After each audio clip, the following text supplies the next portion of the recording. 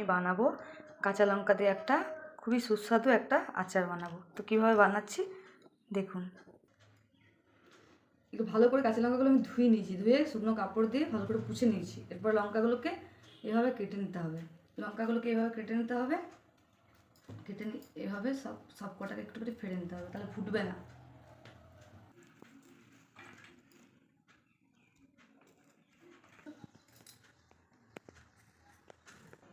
তো আমি কতগুলো গোটা মশলা নিয়ে নিয়েছি, ধনে, সর্ষে, জিরে, এটা আমি শুকনো কড়াই ভেজে নেব।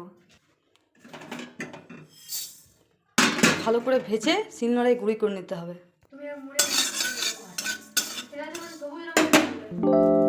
মশলাটা ভাজা হয়ে গেছে, এবার এটা শিলনোড়াতে গুঁড়ি করে নেব। এরপরে আমি পরিমাণ মতো কড়াই একটু তেল দিলাম, তেলটা গরম হয়ে গেছে, এবার লঙ্কাগুলো ভেজে নিতে হবে। এরপর আমি একটু হলুদ দিলাম,